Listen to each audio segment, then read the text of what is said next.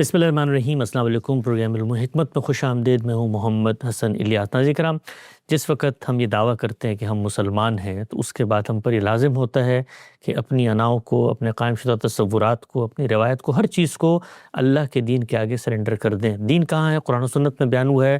غامدی صاحب کی پوری زندگی اسی قرآن و سنت کی ترویج میں، اس کی اشاعت میں اور اسی کی بنیاد پر دین کی دعوت پھیلانے میں گزری ہے۔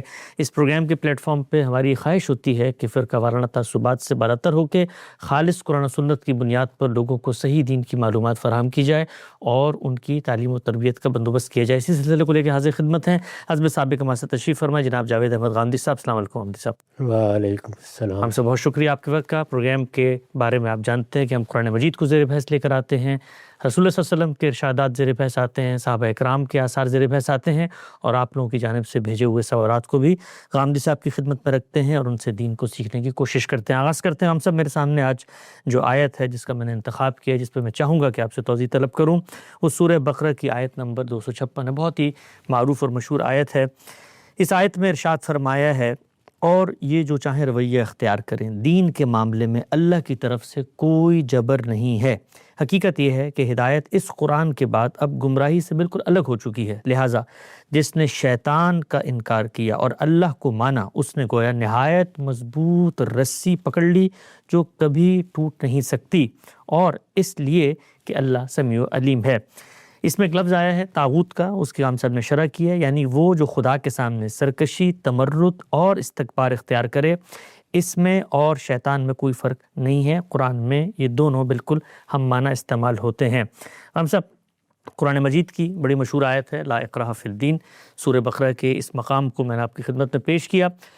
ہمارے علم نے بالعموم اس آیت کو جس طرح سمجھا ہے اس کے میں خلاصہ آپ کے سامنے پیش کر دیتا ہوں کہ وہی تو کہتے ہیں بھئی دین میں کوئی جبر نہیں ہے، لیکن اس وقت تک جب تک آپ نے دین اسلام کو قبول نہیں کیا۔ جب آپ نے قبول کر لیا ہے تو پھر اس کے بعد سختی بھی ہوگی، جبر بھی ہوگا، بہت ساری چیزیں آپ پہ نافذ بھی کی جائیں گی۔ سب سے پہلی چیز مجھے بتائیے گا، کیا اس آیت کے اندر یہ بات بیان ہوئی ہے کہ یہاں پر صرف یہ زیر بحث ہے کہ دین کو اختیار کرنے میں کوئی جبر نہیں ہے، جب اختیار کر لو گے اس کے بعد پھر کوئی اتھارٹی قائم ہو جاتی ہے جو پھر جبر لا کرتی؟ یہ اللہ تعالیٰ کی اسکیم کا بیان ہے۔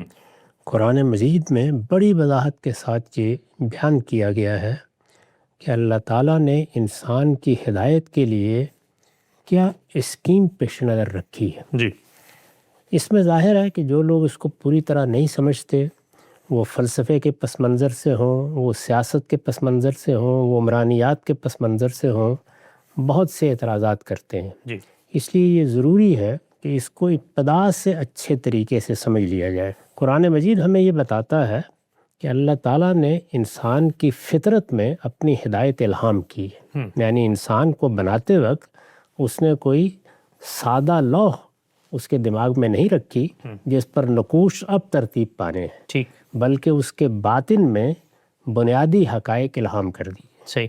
اسی وجہ سے اس نے بڑی وضاحت کے ساتھ سورہ روم میں یہ بتایا ہے کہ اب جو ہدایت تمہیں پیغمبروں کے ذریعے سے دی جا رہی ہے یہ کوئی نئی چیز نہیں ہے، یہ تمہاری فطرت میں جو چیزیں مضمر ہیں ان کا اظہار ہے، جو چیزیں وہاں مجمل ہیں یہ ان کی تفصیل ہے، یہ کوئی الگ چیز نہیں ہے۔ اسی چیز کو پیش نظر رکھ کر قرآن مجید ایک تعبیر اختیار کرتا ہے کہ پیغمبر ذکر اور ذکرہ کے لیے آئے ہیں، یعنی لوگوں کو یاد دہانی کرانے کے لیے، ان کو وہ چیز بتانے کے لیے جو وہ پہلے ہی سے جانتے ہیں لیکن ان کے شعور میں وہ اس طریقے سے نہیں ہوتی، وہ اس کو بیدار کرتے ہیں، ان پر متنبع کرتے ہیں، اور یہ چاہتے ہیں کہ وہ خود اپنے باطن کے اندر اس ہدایت کو دیکھیں اور اپنی فطرت کی کتاب میں اس کو پڑھیں۔ ٹھیک۔ اسی بنیاد پر اللہ تعالیٰ نے امتحان برپا کیا ہے۔ ظاہر ہے کہ اس دنیا میں بہت سے لوگ ہیں جن تک کوئی بعد کی ہدایت نہیں پہنچتی، وہ جہاں کہیں بھی ہیں، کسی جنگل میں ہیں، کسی دشت میں ہیں، وہ کسی پہاڑ کی چوٹی پر بیٹھے ہوئے ہیں، ہر جگہ اگر وہ انسانی فطرت کے ساتھ پیدا ہوئے ہیں تو وہ اللہ کی ہدایت سے واقف ہیں۔ جب وہ واقف ہیں تو ظاہر بات ہے کہ پھر اب تفصیل کے لیے، ان کی تنبیہ کے لیے، حجت کو پورا کرنے کے لیے یا اتمام نعمت کے لیے اللہ تعالیٰ اگر کچھ پسند فرمائیں گے تو وہ کریں گے۔ تو انہوں نے یہی کیا اور یہ بتایا ہے کہ جب لوگوں نے اس کتاب فطرت کو پڑھنے میں غلطیاں کیں، اس میں الجھنیں پیدا ہوئیں، اس میں اختلافات در آئے تو ہم نے پھر پیغمبر بھیجے اور ان پیغمبروں نے آ کر انسان کو وہی چیز یاد دلائی۔ یہ پوری بات قرآن مجید نے کئی مقامات پر بیان کی ہے اور اسی میں یہ بتایا ہے کہ ان کے ساتھ پھر ہم نے کتابیں نازل کر دیں۔ تو یہاں پر یہ جو جملہ آیا ہے کہ قد تبین الرشد من الغی، یعنی یہ اللہ تعالیٰ کی طرف سے بڑا احسان ہوا ہے انسانیت پر کہ اگر ہدایت اور ضلالت میں، ہدایت اور گمراہی میں کوئی ابہام پیدا ہو گیا تھا تو قرآن مجید کے نزول نے اس کو ختم کر دیا۔ اس سے پہلی کتابیں بھی اسی مقصد سے نازل کی گئی تھی، یہ بات بھی قرآن نے بتائی ہے، اور یہ بتایا ہے کہ تورات اپنے زمانے کے لیے روشنی تھی، اللہ تعالیٰ کی طرف سے نازل ہونے والا ایک نور تھا، انجیل بھی ایسے ہی تھی، زبور بھی ایسے ہی تھی۔ تو اللہ تعالیٰ کی طرف سے جو ہدایت آتی ہے وہ کس مقصد کے لیے آتی ہے؟ اتمام نعمت کے لیے، یعنی یہ جو نعمت آپ کو ہدایت کی نعمت دی گئی ہے یہ پوری ہو جائے، یہ جو روشنی آپ کے اندر رکھی گئی ہے یہ اپنی روشنی کو اتمام تک پہنچا دے، اس مقصد سے یہ کیا جاتا ہے۔ تو یہاں اس کو دلیل بنایا ہے کہ میں نے اپنی طرف سے تمہاری فطرت میں جو نور دیا تھا اس نور پر دوسرا نور بھی آ گیا ہے، چنانچہ رشد میں، ضلالت میں، غی میں اب کوئی ابہام باقی نہیں، ہر التباس دور ہو گیا۔ اللہ کی کتاب قرآن مجید موجود ہے، اس کو لوگ پڑھیں گے، جہاں کہیں کوئی غلط فہمی ہوگی اس کو رفع کر لیں گے۔ یہ ہو گیا ہے تو کوئی شخص اب یہ جسارت نہ کرے کہ وہ لوگوں پر دین کے معاملے میں کوئی جبر کرے۔ لا اکراہ فی الدین، اس میں جو بات کہی گئی ہے یعنی لفظاً کہی گئی ہے وہ تو یہ ہے کہ اللہ تعالیٰ نے دین کے معاملے میں کوئی جبر روا نہیں رکھا، یعنی میں پروردگار ہوں، میں انسان کا خالق ہوں، میں نے کوئی جبر روا نہیں رکھا۔ میں نے جو طریقہ اختیار کیا ہے یا میری اسکیم کیا ہے کہ لوگوں کو ارادہ و اختیار دے کر ان کو آزادی دی جائے اور ان کو مہلت دی جائے کہ وہ ہدایت کو گمراہی سے الگ پہچانے۔ اسی امتحان میں میں نے ڈالا ہے، اس امتحان میں اگر کسی ادنا درجے میں جبر داخل کر دیں گے تو امتحان ختم ہو جائے گا۔ یعنی اگر چیزوں کو ایسے نمایاں کر دیا جائے کہ گویا ذات باری کو ہم نے دیکھ لیا، حجاب اٹھا دیے، یا جیسے سیدنا موسیٰ نے خواہش ظاہر کی تھی تو ذات باری کا اس موقع پر لوگوں کو مشاہدہ کرا دیا جاتا، اس میں بھی یہی کہا کہ یہ ہماری اس اسکیم کے خلاف ہے، یعنی یہ نہیں ہو سکتا۔ اور جس طرح سے یہ نہیں ہو سکتا کہ پردے اٹھا دیے جائیں، اللہ تعالیٰ کو دکھا دیا جائے، ملائے اعلیٰ کو دکھا دیا جائے، فرشتوں کو دکھا دیا جائے، تاکہ کسی کے پاس کوئی بات کہنے کی گنجائش ہی نہ رہے۔ اگر یہ سب کر دیا جائے تو پھر ایک نوعیت کا جبر ہو جائے گا، یعنی وہ آزادی باقی نہیں رہے گی، لازماً ماننا ہے۔ یعنی ایمان بالغیب کی جو تعبیر اختیار کی گئی ہے وہ کیا ہے؟ یہ کہ تم لوگ اس کا مطالبہ نہیں کرو گے کہ ہمیں چیزیں دکھائی جائے، ہر چیز کا مشاہدہ کرایا جائے، چیزیں ہمارے حواس کی گرفت میں آ جائے۔ جس طرح سے ہم اس دنیا کے حقائق کو دیکھتے ہیں اسی طرح اللہ تعالیٰ کی اس سلطنت کو بھی دیکھ لیں جو ہماری نگاہوں سے چھپی ہوئی ہے۔ یہ مطالبہ نہیں کرو گے۔ ایمان بالغیب یعنی ان سب چیزوں سے غیب میں رہتے ہوئے بن دیکھے ان پر ایمان لاؤ گے۔ تو یہ بن دیکھے ایمان کی دعوت ہے جو پیغمبروں نے دی ہے، یعنی پیغمبر جس دعوت کو لے کر مبعوث کیے گئے ہیں وہ یہ دعوت ہے۔ اس میں بن دیکھے دعوت ہے تو ظاہر ہے کہ عقل استعمال ہوگی، چیزوں کو سمجھا جائے گا، ان پر غور کیا جائے گا۔ اس میں اگر اللہ تعالیٰ کسی موقع پر سب کچھ ہمارے سامنے نمایاں کر دیں تو یہ گویا ایک نوعیت کا جبر ہوگا کہ اب کس کے پاس گنجائش رہ گئی کہ وہ اس سے انکار کرے۔ اس کو بھی واضح کر دیا کہ ہم یہ نہیں کریں گے، نشانیاں دکھائیں گے، کوئی معجزہ ہو جائے گا، اس طرح کی چیزیں ہوں گی، لیکن یہ طریقہ اختیار نہیں کریں گے کہ بالکل حجاب اٹھا دیا جائے۔ اور دوسری جانب یہ بھی بتا دیا کہ کسی کو جبر کا حق نہیں ہے، یعنی میں نے ایک دین کو قبول کرنا ہے۔ اللہ تعالیٰ کہتے ہیں من شاء فلیؤمن من شاء فلیکفر، یعنی جب تک مہلت باقی ہے جس کا جی چاہے اس دین کو قبول کرے، جس کا دی چاہے انکار کر دے۔ اسی طریقے سے دوسری جگہوں پر واضح کیا، جیسے یہاں یہ کہا ہے کہ ہم نے ہر چیز کو واضح کر دیا ہے، وہاں بھی یہ کہا کہ ہم نے ہدینہ السبیل، انسان کے سامنے جو صحیح راستہ ہے، صراط مستقیم ہے، وہ ہم نے واضح کر دی ہے۔ اس کے بارے میں ہدایت ہم نے اس کے اندر بھی رکھ دی، باہر بھی اس کو دے دی۔ اس کے بعد اما شاکرم و اما کفورا، لوگوں کو اب آزادی ملنی چاہیے کہ وہ خود فیصلہ کرے کہ ان کو اللہ کا شکر گزار بندہ ہو کر رہنا ہے یعنی اس نعمت پہ شکر ادا کریں جو اندر ودیت تھی، اس نعمت پر شکر ادا کریں جو پیغمبروں سے ملی، اور اس طرح ہدایت یاب ہو کر دنیا میں جئیں۔ یہ ہے شکر گزاری۔ کیا یہ اختیار کرنی ہے انہوں نے، یا وہ انکار کریں گے، وہ کفران نعمت کریں گے، وہ ناشکری کریں گے؟ اس کا ان کے پاس انتخاب ہے، اور یہی میری اسکیم ہے۔ اس اسکیم کے خلاف جو شخص بھی کوئی اقدام کرے گا وہ اصل میں اللہ پروردگار عالم کے خلاف اعلان جنگ کرتا ہے۔ اس کو میں نے بارہا اسی طریقے سے بیان کیا ہے۔ یعنی مجھے بھی اللہ تعالیٰ کے اس فیصلے کا احترام کرنا ہے۔ پیغمبروں سے بھی کہا گیا ہے کہ ان کو اس فیصلے کا احترام کرنا ہے، مہلت اللہ نے دی ہوئی ہے۔ اللہ تعالیٰ کو ماننے والے اگر کسی موقع پر اقتدار حاصل کر لیں تو ان سے بھی کہا گیا ہے کہ وہ اس فیصلے کا احترام کریں۔ پہلے تو اس بنیادی بات کو سمجھنا چاہیے۔ اب اس کے بعد وہ سوال پیدا ہوتا ہے کہ کوئی آدمی ہمارے دین میں آ گیا، اس نے اللہ کے دین کو قبول کر لیا، قبول کر لینے کے بعد اب ظاہر ہے کہ وہ ایک معاہدے میں بن گیا ہے، اس نے اطاعت کا عہد باندھ لیا اللہ تعالیٰ سے۔ تو اس میں وہ چیزیں جو اللہ اور بندے سے متعلق ہیں ان میں پھر نہ مجھے کوئی اختیار ہے، نہ آپ کو کوئی اختیار ہے، نہ کسی عالم کو کوئی اختیار ہے، نہ کسی ریاست کو کوئی اختیار ہے کہ وہ اپنی طرف سے کسی بات کو ٹھوسنے کی صحیح کرے۔ اس میں ہمیں بتا دیا گیا ہے کہ پیغمبر سے لے کر مسلمانوں کے حکمرانوں تک ہر ایک کو کیا کرنا چاہیے؟ تذکیر، دعوت، یعنی جو اللہ اور بندے کے معاملات ہیں، دعوت دیں گے، نصیحت کریں گے۔ دعوت اور نصیحت ظاہر بات ہے کہ مسجد سے کی جائے گی، اپنے ماحول میں کی جائے گی، لوگ اپنے بچوں کو کریں گے، اس طرح تعلیم دیں گے اور بتائیں گے ان کو کہ ہمارے پاس دین کی کیا میراث ہے۔ اس کو قرآن مجید نے مسلمانوں کی ایک بنیادی ذمہ داری کے طور پر بیان کیا ہے کہ رسول نے تم پر شہادت دی تھی، اللہ کے دین کی گواہی پیغمبر نے دی ہے 14 صدی پہلے، آخری پیغمبر نے۔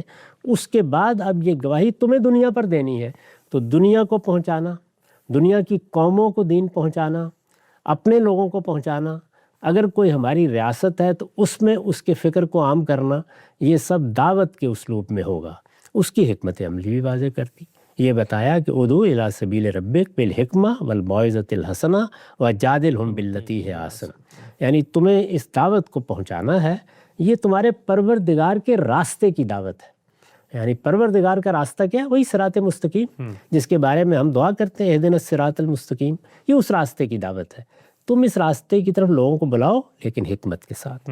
یعنی یہ کوئی ہاتھ میں عصا پکڑنے کا کام نہیں ہے، یہ لوگوں پر داروغہ بننے کا کام بھی نہیں ہے، یہ تو دعوت ہے۔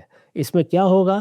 اس میں اچھی نصیحت ہوگی، اس میں دانش مندی کی بات ہوگی، اس میں لوگوں کو اپیل کیا جائے گا، اس میں استدلال کیا جائے گا، اس میں ان کے اشکالات کے جوابات دیے جائیں گے۔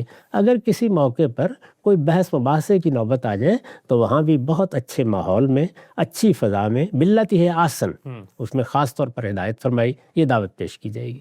تو یہ واضح کر دیا گیا کہ اللہ اور بندے کے معاملات میں کسی انسان کو دوسرے پر کوئی جبر کرنے کی اجازت نہیں ہے۔ نہ یہ جبر ہمارے والدین کر سکتے ہیں بالغ ہو جانے کے بعد، نہ یہ ہمارا ماحول کر سکتا ہے، نہ یہ ہماری برادریاں کر سکتی ہیں، نہ علماء کر سکتے ہیں، اور نہ کوئی ریاست کر سکتی ہے۔ اللہ تعالیٰ نے اپنی اسکیم کے تحت انسان کو آزادی دے رکھی ہے، وہ دین قبول کرے گا، وہ کوئی دین چھوڑ دیتا ہے، وہ اس دین پر عمل کرتا ہے، اللہ تعالیٰ کی ہدایات کی پیروی کرتا ہے، اس کے اور اللہ کے معاملات ہیں، اس کے اور اس کے پروردگار کے معاملات ہیں۔ اس میں میرا اور آپ کا کام صرف یہ ہے کہ ہم اس کی اصلاح کی جدوجہد کریں۔ اس میں بھی ہمیں یہ بتایا گیا کہ اصلاح کی جدوجہد میں تمہارا رویہ کیا ہونا چاہیے؟ الدین والنصیحہ، خیر خواہی کے جذبے کے ساتھ، یعنی لوگوں کو جہنم سے بچانا ہے، ان کے سامنے صحیح بات واضح کرنی ہے، ان کی غلطیوں پر انہیں متنبہ کرنا ہے۔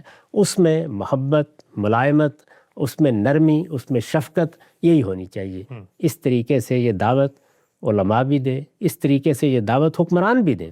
چنانچہ جمعہ کا خطبہ یا عیدین کا خطبہ اسی لیے ان کو دینے کے لیے کہا گیا کہ وہ خود ہر ہفتے مسجد میں آئیں، وہ آئیں یا ان کے نمائندے آئیں، اور وہ جن چیزوں کے بارے میں یہ محسوس کرتے ہیں کہ اللہ اور بندے کے تعلق میں توجہ دلانی چاہیے، اللہ تعالیٰ کے حقوق بتانے چاہیے، یہ بتانا چاہیے کہ بندے اس سے کیا معاملہ کریں، ان سب چیزوں کے بارے میں توجہ دلائیں۔ اس کے بعد وہ چیزیں آتی ہیں جن کا تعلق لوگوں کے حقوق سے، یعنی جس میں اللہ تعالیٰ نے بھی ہدایت دی ہے اور ہمارا حادثہ اخلاقی بھی فتویٰ دیتا ہے کہ مثال کے طور پر ماں کے حقوق ہیں، مثال کے طور پر باپ کے حقوق ہیں، اسی طرح سے دوسری سب چیزیں ہیں یعنی جن میں ہم دوسرے انسانوں سے معاملات کرتے ہیں۔ ٹھیک، دوسرے انسانوں کے ساتھ معاملات میں دو چیزیں ہوتی ہیں، اس کو قرآن نے واضح کیا ہے۔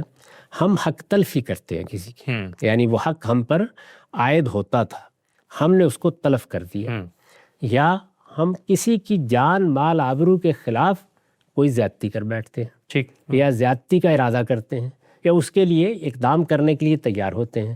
یہ دو چیزیں ہیں جن کو بالکل متعین طور پر قرآن نے بیان کیا ہے، اور دونوں کے لیے الگ الگ الفاظ بھی استعمال کیے ہیں۔ ایک چیز اسم ہے یعنی حق تلفی، اور دوسری چیز بغی ہے، جان مال آبرو کے خلاف زیادتی۔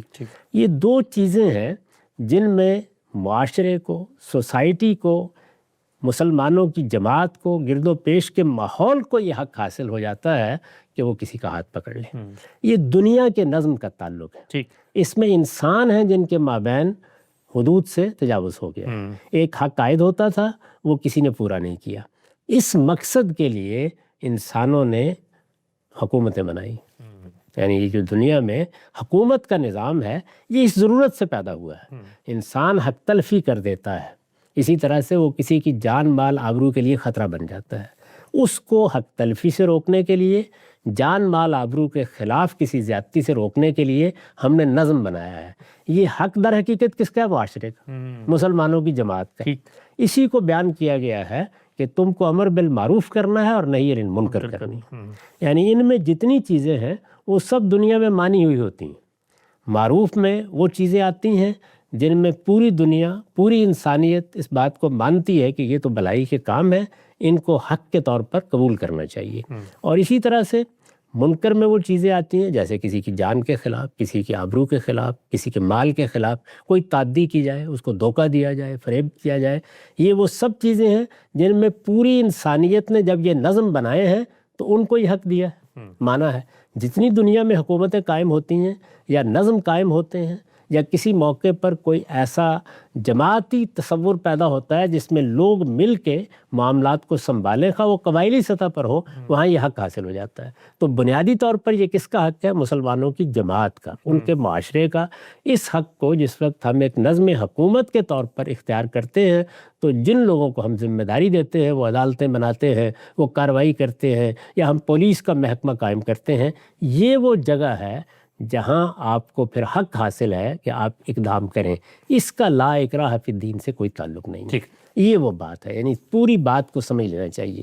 اسی کو نہ سمجھنے کا یہ نتیجہ ہے کہ جب مسلمانوں کو یا خاص طور پر ان کی مذہبی قیادت کو کہیں اقتدار ملا ہے، اور ہمارے زمانے میں ظاہر ہے اس کا ظہور ہوا ہے مختلف جگہوں پر، تو یہی غلطی کی گئی ہے۔ یعنی وہ معاملات جن کا تعلق بندے اور پروردگار سے ہے، بندے اور اس کے رب سے ہے، جو معاملات اللہ تعالیٰ کے بارگاہ میں انسان کے لیے مقبولیت کا ذریعہ بنتے ہیں، یا اللہ تعالیٰ کے معاملے میں وہ فرائض اس پر عائد کیے گئے ہیں، یا اللہ تعالیٰ نے اپنی ذات کے معاملے میں یا اپنے حقوق سے متعلق کچھ چیزوں کو متعین کیا ہے، وہ چیزیں بہرحال اللہ ہی سے متعلق ہیں۔ البتہ انسانی حقوق، یعنی جس میں ماں کا حق ہے، باپ کا حق ہے، اعزہ کا حق ہے، اقربا کا حق ہے، وہ اگر تلف ہوتے ہیں، اور حقوق دین بھی قائم کرتا ہے، حقوق عرف سے بھی قائم ہوتے ہیں، حقوق معاہدات سے بھی قائم ہوتے ہیں۔ خیر میاں بیوی کی حیثیت سے جب نکاح کا اعلان کرتے ہیں تو اس میں معاہدے سے حقوق قائم ہو جاتے ہیں۔ ان حقوق کی حفاظت معاشرہ کرتا ہے، اس کا حق ہر معاشرے کو حاصل ہے۔ یہی وہ حق ہے جس کے تحت عدالتیں بنتی ہیں، یا مجرموں کو سزائیں دی جاتی ہیں، یا آپ کوئی زندہ بناتے ہیں۔ یہ سب حقوق اسی سے حاصل ہوتے ہیں۔ اس فرق کو نہ سمجھنے کی وجہ سے یہ ساری بحث پیدا ہو جاتی ہے۔ یعنی وہ یہ خیال کرتے ہیں کہ ایک آدمی مسلمان ہو گیا ہے تو اب گویا مجھے آپ کو یہ حق حاصل ہے کہ ہم ہر چیز اس سے منوائیں گے۔ نہیں، اللہ اور بندے کے تعلق میں جتنی چیزیں ہیں ان میں ہم کو مداخلت کا حق نہیں ہے۔ اس میں خود قرآن مجید نے یہ بھی متعین کر دیا ہے کہ دین کے ایجابی احکام میں سے اگر کوئی چیز لوگوں کے سامنے پیش کی جا سکتی ہے اس حیثیت سے تو وہ دو ہی چیزیں، یعنی نماز میں ظاہر ہے کہ ہم جمعے کا اہتمام کرتے ہیں، اسی طرح سے عیدین کا اہتمام کرتے ہیں، اور 5 نمازیں بھی لوگ اپنے طریقے پر گھروں میں پڑھتے ہیں یا مسجدوں میں پڑھتے ہیں۔ تو اس معاملے میں لوگوں سے یہ تقاضا کیا جا سکتا ہے کہ تم مسلمان ہو تو مسلمان کے طور پر تمہیں اس معاملے میں کوتاہی نہیں کرنی چاہیے، ان کو توجہ بھی دلائی جا سکتی ہے۔ اور زکوٰۃ چونکہ حکومت کا حق ہے، معاشرے کا حق ہے، تو یہ بالکل وہی چیز ہے کہ حق اگر آپ ادا نہیں کریں گے تو پھر قانون کی طاقت سے وہ حق آپ سے وصول کر لیا جائے گا۔ تو زکوٰۃ کے معاملے میں یہ چیز ہے، تو اللہ تعالیٰ نے اپنے دین میں یہ چیزیں بالکل متعین کر دی ہیں، یعنی اس میں کوئی ابہام نہیں ہے کہ مجھے یا آپ کو فیصلہ کرنا ہے۔ ریاست کو، حکومت کو، علماء کو، اسی طرح سے معاشرے کو جو حقوق حاصل ہیں وہ حقوق ایک ایک کر کے متعین کر دیے ہیں۔ چنانچہ دعوت کے باب میں بھی یہ بتا دیا ہے کہ فرد کی دعوت کا دائرہ کیا ہے، علماء کی دعوت کا دائرہ کیا ہے، ریاست کی دعوت کا دائرہ کیا ہے، اسی طرح سے امت کی دعوت کا دائرہ کیا ہے۔ میں نے اپنی کتاب میزان میں قانون دعوت کے زیر عنوان اس کو بیان کر دیا ہے، یعنی اس میں بھی یہ نہیں ہے کہ میں اس دائرے میں مداخلت کر سکتا ہوں یا دوسرا میرے دائرے میں آ سکتا ہے، اس میں بھی ہر شخص کے لیے ایک دائرہ متعین ہے، اس میں ہم کو دعوت کا کام بھی کرنا ہے۔ تو اس طریقے سے ہمارے دین میں یہ ہدایت پوری تفصیل کے ساتھ دے دی گئی ہے۔ اس کے تمام اجزاء کو ملحوظ رکھیں تو علم و عقل کی روشنی میں اس سے بہتر کیا چیز ہو سکتی ہے۔ اس میں اللہ تعالیٰ کا وہ اعلان جو یہاں کیا گیا ہے وہ بھی پوری طرح ملحوظ ہے، اس میں دنیا کے اندر جو فساد پیدا ہو سکتا ہے اس کو بھی روکا گیا ہے، اور اس میں مسلمانوں کے معاشرے کو فرد کے ساتھ متعلق بھی کر دیا گیا ہے۔ یہ اتنی خوبصورت چیز ہے کہ اگر ہم اس کو اس کے صحیح حدود میں سمجھ لیں تو جو فتنے پیدا ہوتے ہیں، جو فسادات نمودار ہوتے ہیں، جو بعض مذہبی اقدامات کے نتیجے میں پوری امت کے لیے مسائل پیدا ہو جاتے ہیں، آپ خود غور کر کے دیکھیے، کوئی ان کا ادنا درجے میں شائبہ بھی آپ کو نظر نہیں آئے گا۔ یعنی اس کو ہمیں خلاصہ کر کے سامنے رکھ لینا چاہیے کہ وہ چیزیں جو ہمارے شخصی معاملات سے متعلق ہیں، ہمارے پروردگار سے متعلق ہیں، ان میں نصیحت ہوگی، تلقین ہوگی، کوئی جبر نہیں کیا جائے گا، توجہ دلائی جائے گی، اس سے آگے کوئی اقدام نہیں کیا جائے گا۔ وہ چیزیں جن کا تعلق لوگوں کے حقوق سے ہے، خواہ کسی کی حق تلفی ہو رہی ہو یا کسی کے خلاف کوئی زیادتی ہو رہی ہو، اس میں معاشرے کو حق دے دیا گیا ہے کہ وہ اقدام کرے، مداخلت کرے۔ وہ خود پروردگار نے بھی دیا ہے، اس کو انسانیت نے بھی مانا ہے، اسی کی بنیاد پر حکومتوں کا نظم بنا ہے یا قبائلی نظم بنا ہے، سارے نظم اصل میں اسی سے وجود میں آئے ہیں۔ وہ انسان کی ضرورت ہے اور اس کو ایک دوسرے کے فساد سے بچانے کے لیے ہر شخص مانتا ہے کہ وہ چیز ہونی چاہیے۔ اسی کو اللہ تعالیٰ نے اپنے دین میں بھی ملحوظ رکھا ہے، اس میں کوئی چیز لا اکراہ فی الدین کے خلاف نہیں۔ ڈاکٹر نظر، بڑی تفصیل سے صاحب نے واضح کیا کہ قرآن مجید کی یہ جو ہدایت ہے اس کے کیا معنی ہیں، کیا مطالب ہیں اور کیا تقاضے ہیں، اور کیسے یہ خدا کی اس چیز میں جڑے۔ دو چیزیں ہم سب جو اس آیت کو سامنے رکھ کے میں چاہتا ہوں ذرا اس کی بھی توضیح آپ سے طلب کروں، اور جو مقابل کا ذہن ہے جس طریقے سے استدلال کرتے ہوئے واضح ہو۔ رسالت میں آپ صلی اللہ علیہ وسلم کو یہ ہدایت دی گئی، آپ صلی اللہ علیہ وسلم نے یہ ہدایت لوگوں کو پڑھ کے سنائی اور قیامت تک کے لیے قرآن مجید میں ثبت ہے۔ جو مقابل کا ذہن ہے جو اس بات کو دوسرے انداز سے لیتا ہے، وہ استدلال کرتا ہے ان اقدامات سے جو خود رسالت میں آپ صلی اللہ علیہ وسلم کی زندگی میں پیش آئے، آپ کے صحابہ کے ذریعے، خود آپ کے ذریعے۔ تو اس میں اگر یہی ہدایت اصولی طور پہ سمجھ لی جائے تو وہاں پر ایک ہمیں تھوڑا سا مختلف معاملہ بھی نظر آتا ہے۔ آپ اس کی بڑی ایک طویل توجیہ کرتے ہیں اور بتاتے ہیں کہ قانون اتمام حجت پیغمبروں کے ساتھ، خاص سے میں چاہتا ہوں ذرا سننے والوں کو اس کی بھی ایک جھلک مل جائے کہ آپ صلی اللہ علیہ وسلم نے پھر جب خطوط لکھے اور کہا ہے کہ بھئی تم ایمان لاؤ ورنہ اس کے بعد تمہیں ہی سلامتی ملے گی، یا آپ صلی اللہ علیہ وسلم پر جو ایمان نہیں لایا آپ کی زندگی میں اور آپ نے انکار کیا، پھر ان کے اوپر ایک عذاب آیا، تو وہ جو معاملہ تھا اگر لا اکراہ فی الدین اپنی جگہ پر قائم ہے تو سامنے کا ذہن یہ کہتا ہے کہ خود دیکھو رسالت پاک صلی اللہ علیہ وسلم کی زندگی میں جو لوگ دین پہ عمل پیرا نہیں ہو رہے تھے ان کے اوپر پھر ایک طریقے کا جبر ہوا، ان پہ سزا نافذ ہوئی، تو پھر ہدایت تو عملی طور پہ وہ ہوئی نا جو بیان کی جا رہی ہے۔ دیکھیے اللہ تعالیٰ نے جو مہلت دے رکھی ہے یہ سارا قانون اس مہلت تک ہے۔ جس وقت وہ مہلت ختم ہو جاتی ہے اس کے بعد جزا و سزا شروع ہوتی ہے۔ ٹھیک، عام انسانوں کے لیے بھی یہی ہے، مرتے ہیں تو یعنی جیسے ہی ہم دنیا سے رخصت ہوتے ہیں اس کے بعد اللہ کی بارگاہ میں پیش ہو جاتے ہیں۔ وہاں مہلت نہیں ہے، وہاں یہ اصول اور قاعدے بھی نہیں ہیں، وہاں تو جزا ہے، سزا ہے، یعنی وہاں امتحان کا نتیجہ سامنے آ جائے گا، ہم نے کیا کیا وہ سب کچھ ہمارے سامنے ہوگا، اس کی بنیاد پر اللہ تعالیٰ فیصلہ کرتے ہیں۔ تو یہ گویا اللہ کے فیصلے کا دن ہے، وہ فیصلے کا دن پیغمبروں کے ذریعے سے اس دنیا میں آ جاتا ہے، وہ اللہ ہی فیصلہ جب وہ دنیا میں آ جاتا ہے تو اللہ تعالیٰ فیصلہ سناتے ہیں، یعنی وہاں پیغمبر نے کچھ نہیں کیا، وہاں صحابہ نے کچھ نہیں کیا، اسی طریقے سے وہاں کسی عالم نے کوئی فتویٰ نہیں دیا، وہاں اللہ تعالیٰ نے اپنا فیصلہ سنایا ہے، اور اللہ تعالیٰ نے اس فیصلے کے بارے میں پہلے متنبع کر دیا، یہ بتا دیا کہ میرے رسول جب بھی آتے ہیں میں یہ فیصلہ کیا کرتا ہوں، تم اس فیصلے کے لیے اب تیار ہو جاؤ۔ اس کو جگہ جگہ قرآن مجید نے واضح کیا ہے، اس کو لوگ تفصیل سے سمجھنا چاہیں تو ہماری اعتراضات سیریز میں وہ اتمام حجت کے زیر عنوان اس کے تمام مراحل کو اچھی طرح جان سکتے ہیں۔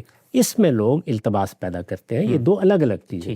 یعنی دنیا میں جو مہلت دی گئی ہے اس میں اللہ کا یہی قانون ہے. جس دن یہ مہلت ختم ہو جائے گی وہ اللہ تعالیٰ اس دنیا میں ختم کر دے, وہ اس دنیا سے رخصت ہوتے وقت ختم ہو یا کسی اور موقع پر, جب وہ ختم ہو جائے گی پھر فیصلہ ہونا ہے. تو یہ اصل میں رسولوں کے ذریعے سے اتمام حجت کے بعد فیصلہ ہوتا ہے. اس کو قرآن نے اس طرح بیان کیا ہے کہ جب کسی قوم کی طرف ہمارا رسول آ جاتا ہے, اذا جاء رسولہم قضی بینہم بالقسط وہم لا یظلمون, اس کے بعد پورے انصاف کے ساتھ وہ فیصلہ کر دیا جاتا ہے جو قیامت میں ہونا ہے, اور کسی پر اس معاملے میں ظلم نہیں کیا جاتا. تو ان دونوں کو بالکل الگ الگ رکھنا چاہیے. یعنی چیزوں کو ان کی صحیح جگہ پر سمجھنا یہی اصل میں عدالت بھی ہے اور یہی قیام بالقسط بھی ہے. یعنی یہ جاننا کہ کون سے معاملات ہیں جن میں مجھے یا آپ کو کچھ کرنے کی ضرورت نہیں ہے یا میرا حق نہیں ہے, کون سے معاملات ہیں جس میں معاشرے کے کچھ حقوق قائم ہو جاتے ہیں, وہ کون سی جگہ ہے جس کے بعد اللہ کی جزا و سزا شروع ہو جاتی ہے. ان سب چیزوں کو ان کے صحیح محل میں رکھ کر سمجھنا یہی دین میں تفقہ ہے. ہمارے ہاں جو بدقسمتی ہوئی ہے وہ یہ ہے کہ ان لوگوں کے ہاتھ میں بعض چیزیں آ گئیں جو تفقہ کی صلاحیت نہیں رکھتے تھے. میں نے بارہا اس چیز کی جانب توجہ دلائی ہے کہ انسانوں کے پاس ہمیشہ دو ہی منہاج رہے ہیں بنیادی طور پر. یعنی یا وہ اپنے آبا کی تقلید کرتے ہیں, اپنے اکابر کی تقلید کرتے ہیں, کسی بڑے آدمی کی تقلید کرتے ہیں, کسی خاص گروہ کی تقلید کرتے ہیں, کسی خاص شخصیت کی تقلید کرتے ہیں. یعنی منہاج تقلید ہے. اور یا کیا ہوگا, فقہ و تدبر کا منہاج. تو اگر فقہ و تدبر کے منہاج کو لوگ اختیار کریں تو اس کا نتیجہ کیا ہوگا, ہر چیز اپنے محل پر رہے گی. یہ فقہ و تدبر میں ہوتا کیا ہے, احکام تو موجود ہوتے ہیں, آپ نے قرآن کی ایک آیت پڑھی, آپ نے ایک حدیث پڑھی, ان کو ان کی صحیح جگہ پر رکھ کے دکھانا کون سی چیز کس محل کی ہے, ان کے مابین باہمی تعلق کیا ہے, ان کا وزن کیا ہے. یہ دیکھیے نا کہ کوئی چیز پاؤ ہے, کوئی چیز سیر ہے, اس کا صحیح وزن متعین کیا جائے, ان کا باہمی ربط طے کیا جائے. اسی کو فقہ و تدبر کی روایت نے ہمارے ہاں ابتدا میں قائم کیا. یہ آپ کے علم میں ہے کہ اس کے لیے فقہائی کا لفظ اختیار کیا گیا. صحابہ میں بھی فقہائے صحابہ, اسی طرح فقہائے تابعین, یعنی وہ لوگ جن کو اللہ تعالیٰ نے یہ صلاحیت دی تھی کہ وہ چیزوں کے اندر اتر کر اس کو دیکھیں. اس کو قرآن مجید نے اس طرح بیان کیا تھا کہ بعض لوگوں کو اللہ تعالیٰ نے استنباط کی صلاحیت دی ہوتی ہے, وہ چیز کے اندر اتر کر اس کو سمجھ سکتے ہیں, وہ اس کو اس کی بنیاد سے جان سکتے ہیں, وہ بیج سے درخت کو پہچان سکتے ہیں. ان لوگوں کا کام ہے کہ معاملات ان کے سپرد رہیں. تو آپ دیکھ لیجئے کہ جب ان کے سپرد ہوئے معاملات رسالت مآب کے زمانے میں, خواہ وہ صحابہ میں سے تھے, خواہ تابعین میں سے تھے, خواہ تبع تابعین میں سے تھے, تو ہمارے ہاں فقہ و تدبر کی ایک عظیم روایت قائم ہوئی. اس میں جو علوم آلات کی حیثیت رکھتے تھے ان میں بھی اس کا ظہور ہوا, اور اس طریقے سے ہماری علمی روایت نے بہت شان کے ساتھ اپنی ابتدا کی. لیکن عام لوگ ہر جگہ موجود ہوتے ہیں, اور عام لوگوں کا معاملہ کیا ہے, ان کی بہت بڑی تعداد اپنے اندر تقلید ہی کے رجحانات رکھتی ہے. وہ دور صحابہ میں بھی ہوں گے, وہ تابعین میں بھی ہوں گے, وہ تبع تابعین میں بھی ہوں گے. چنانچہ نتیجہ کیا نکلا, نتیجہ یہ نکلا کہ صرف اختلاف اب اتنے میں رہ گیا کہ کس کی تقلید کرنی ہے. کچھ لوگوں نے سلف کی تقلید کو اصول بنا لیا, کچھ نے کسی خاص امام کی تقلید کو اصول بنا لیا, کسی نے 4 یا 5 ائمہ کی تقلید کو اصول بنا لیا, کسی نے پوری مسلمان امت کے علم کی تقلید کو اصول بنا لیا. تو اصل بات کیا ہے کہ فقہ و تدبر کی روایت کو زندہ کیا جائے. فقہ و تدبر کی روایت ہی ہے جو کسی قوم کے لیے ترقی کا باعث بھی بنتی ہے. اور چونکہ دین کا معاملہ یہ نہیں ہے, باقی علوم میں یہ ہوتا ہے کہ ان علوم کے ماہرین متوجہ ہوتے ہیں, یہاں عوام بھی متوجہ ہو جاتے ہیں. اس کا نتیجہ یہ نکلتا ہے کہ بعض اوقات علماء بھی تقلیدی کی دعوت دینے لگ جاتے ہیں. تو ہمارے دین میں یہ چیز بتائی گئی ہے. چنانچہ دیکھیے جب علماء کے لیے اللہ تعالیٰ نے ہدایت فرمائی تو کیا کہا, لے یہ تفقہوا فی الدین, وہاں بھی یہی لفظ استعمال کیا. وہ دین میں غور و خوض کرنے والے ہوں, دین کو سمجھنے والے ہوں, اس کی بصیرت رکھتے ہوں, وہ لوگ ہیں جن کو پھر یہ کام کرنا ہے اور یہ کام انجام دینا ہے. تو یہ روایت جیسے ہی زندہ کی جاتی ہے تو ہر چیز اپنی صحیح جگہ پر بیٹھ جاتی ہے. نقطہ بالکل واضح. صاحب آخری نقطہ جو اس آیت کے حوالے سے بالعموم ہمارے مذہبی طبقات کے ہاں ایک اضطراب کا باعث بنتا ہے, ہم نے دیکھا ہے کہ پھر وہ اپنے ہاتھ میں اختیارات کو لیتے ہیں اور جو ان کے خیال سے خلاف اسلام چیز ہو رہی ہوتی ہیں ان کو روکتے ہیں بزور بازو. کہتے وہ یہ ہیں کہ انحراف ہمیں نظر آ رہا ہے سوسائٹی میں, تو انحراف کو اگر گوارا کیا جائے گا تو یہ پھر آگے پھیلے گا اور فساد میں بدل جائے گا۔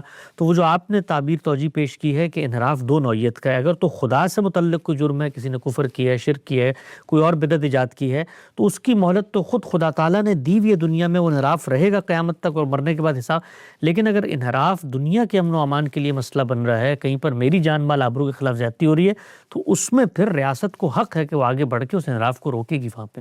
یعنی معاشرے کو حق ہے، اس کو صحیح جگہ سے بیان کرنا چاہیے، معاشرے کو حق ہے، میرے گرد و پیش کے ہر فرد کو حق حاصل ہو گیا اپنے دائرے میں۔ یہ تو ہم نے اصل میں نظم بنایا نا اس کے بعد، یعنی اب اس حق کو استعمال کیسے کرنا ہے، اس کے لیے ریاست کا نظم بنایا جاتا ہے۔ تو اس بنیادی بات کو سمجھ لینا چاہیے، ساری غلطی یہاں سے ہوتی ہے، یعنی ہم دونوں چیزوں کو خلط ملط کر دیتے ہیں۔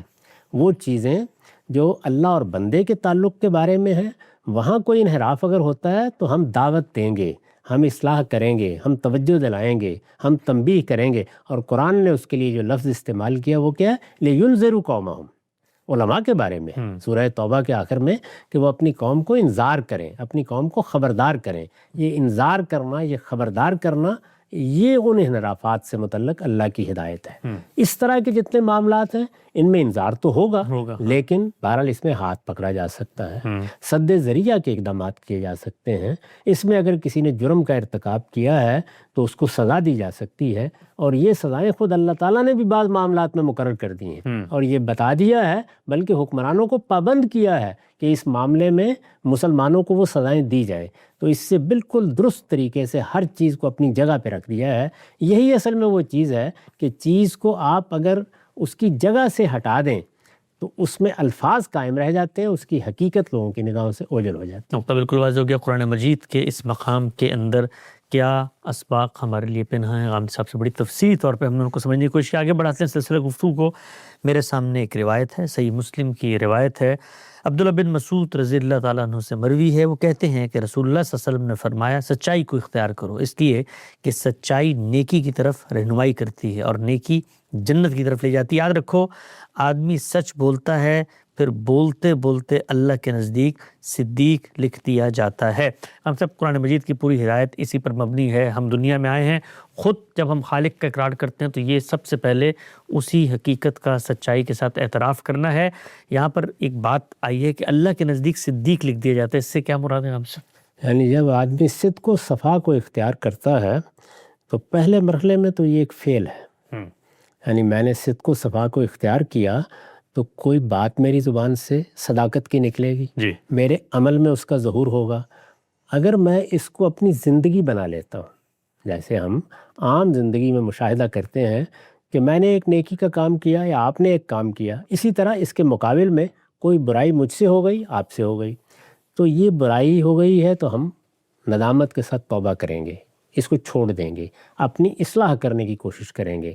تو اب برائی کے اثرات ہمارے اوپر اس طرح نہیں رہیں گے، یعنی اب ہم اس آدمی کو برا آدمی نہیں کہیں گے، اس لیے کہ اس سے برائی تو ہوئی ہے، ہر انسان سے ہو جاتی ہے، لیکن اس نے اپنے آپ کو سنبھالا ہے، اپنے رب کی طرف رجوع کیا ہے، اپنا اصلاح کر لی۔ اسی طرح جب ہم نیکی اختیار کرتے ہیں تو نیکی کا سب سے بڑا ظہور کیا ہے؟ صدق، یعنی سچائی کے ساتھ اپنے رب سے تعلق قائم کرنا، سچائی کے ساتھ دین سے تعلق قائم کرنا، یہ سچائی باطن میں اترے، یہ ہمارے ظاہر کا احاطہ کرے۔